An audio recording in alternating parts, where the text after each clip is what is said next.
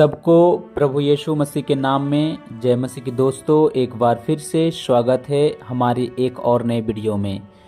मेरे मसीह भाई और बहनों, इस वीडियो को आप स्किप ना करके इस वीडियो को पूरा देखें और परमेश्वर आपसे इस वीडियो के द्वारा बात करेंगे।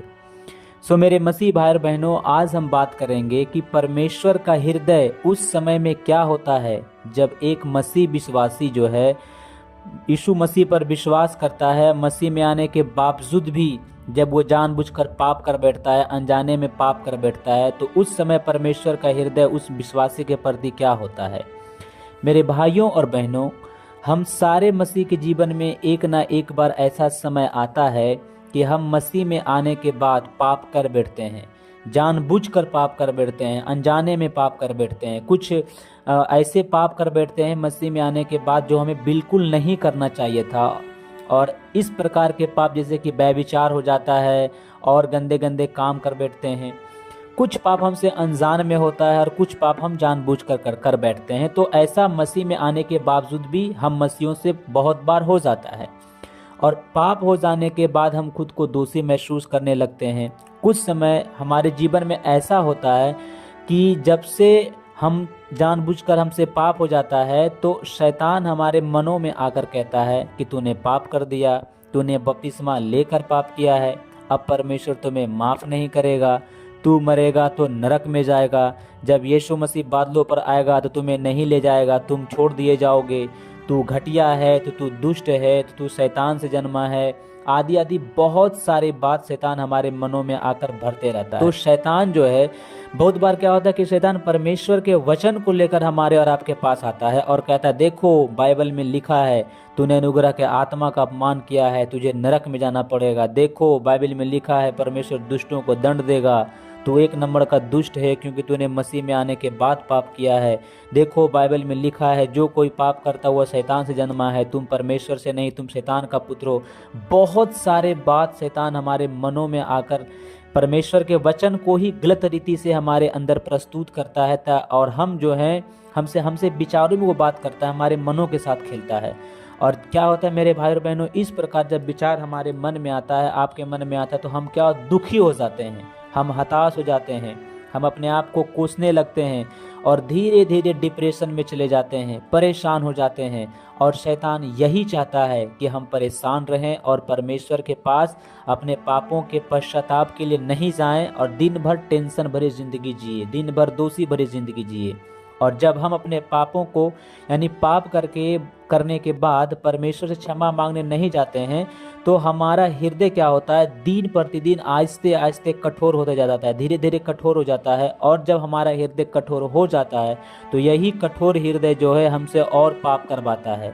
आहिस्ते आहिस्ते हम परमेश्वर से दूर चले जाते हैं और अपने आप को सूखा हुआ महसूस करने लगते हैं। ऐसा लगता है कि हमारे जीवन में सब कुछ खत्म हो गया है, अब हम परमेश्वर के किसी काम के लायक नहीं है, परमेश्वर मुझे यूज नहीं करेगा, हम सबसे अभागा मनुष्य। ये सारे विचार मेरे भाइयों और बहनों शैतान की ओर से होता है ताकि हम परमेश्वर से दिन प्रतिदिन दूर चले जाएं। पाप तो मैंने कर दिया लेकिन परमेश्वर से दूर चले जाएं। मेरे भाइयों और बहनों, यदि आपके साथ भी ऐसा हुआ है और आप इन दिनों में परमेश्वर से दूर होते हुए महसूस कर रहे हो किसी पाप के कारण, किसी गंदे हैबिट्स के कारण, मेरे भाइयों और बहनों ये वीडियो बिल्कुल आपके लिए है।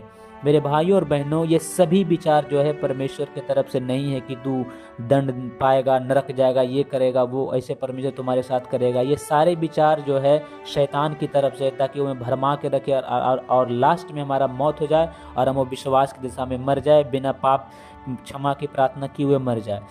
तो मेरे भाई और बहनों, ये सारे विचार शैतान की तरफ है और हमें शैतान की बातों पर, शैतान के दिए हुए विचारों पर ध्यान लगाने की ज़रूरत नहीं है। यदि हमसे गुनाह हुआ है तो हमें परमेश्वर के पास जाना चाहिए, उनसे क्षमा मांगना चाहिए। बाइबल बताती है पहला यूहन्ना 1:9 में, जहाँ पर इस प्रकार बाइबल में लिखा है कि यदि हम अपने पापों को मान ले तो वह हमारे पापों को क्षमा करने में और सब प्रकार के अधर्म से शुद्ध करने में धर्मी है। मेरे भाइयों और बहनों, परमेश्वर का हृदय जब एक विश्वासी पाप कर बैठता है उस समय परमेश्वर का हृदय दया से भरा हुआ होता है। परमेश्वर चाहता है कि हम उसके पास जाएं। मेरे भाइयों और बहनों, यदि किसी प्रकार के अपराध आपसे हुआ मसीह में आने के बाद, कोई भयंकर पाप आपसे हो चुका है, आप परमेश्वर के पास जाएं। परमेश्वर का हृदय दया से भरा हुआ है, वो दयालु परमेश्वर है, वो क्षमा करने वाला परमेश्वर, वो अनुग्रह करने वाला परमेश्वर है। यदि हम सच्चा पश्चाताप करेंगे तो वह हमें जरूर क्षमा करेगा और अपने पवित्र पुत्र यीशु मसीह के लहू के द्वारा हमें शुद्ध करेगा। बस पश्चाताप जो है हमारे दिल से होनी चाहिए। आप उड़ाऊ पुत्र के बारे में बाइबल में पढ़े होंगे कि वो अपनी संपत्ति को लेकर, यानी बाप की आधी संपत्ति लेकर चला जाता है, कुकर्म में उड़ा देता है, सुअरों के साथ खाना पड़ता है, उसे सोना पड़ता है। लेकिन जब उसे अपने घर का याद आता है, जब वो अपने घर वापस लौटता है, तो बाइबल बताती है कि उसके बाप उसे गले लगाता है, दौड़ कर गले लगाता है और खुश होता है और बहुत सारे उसके लिए पार्टियां आनंद मनाता है। यीशु ने कहा कि तुम में से ऐसा कौन है जब जिसके पास 100 भेड़ें हो और उसमें से एक खो जाए और वह 99 को छोड़ के एक भेड़ को खोजने के लिए चला जाता है और मिल जाता है तो आनंद मनाता है। तो हमें यीशु समझाना चाह रहे थे कि बहुत बार हमारी ज़िंदगी में ऐसा होगा कि हम भटक जाएंगे राह से, लेकिन हमें परमेश्वर के पास चला जाना चाहिए और परमेश्वर स्वयं हमारा इंतजार करता है कि हम उसके पास जाएं। मेरे भाई और बहनों, हो सकता है कि वह भटकी हुई भेड़ हम हैं, हो सकता है ये भटकी भेड़ आप है।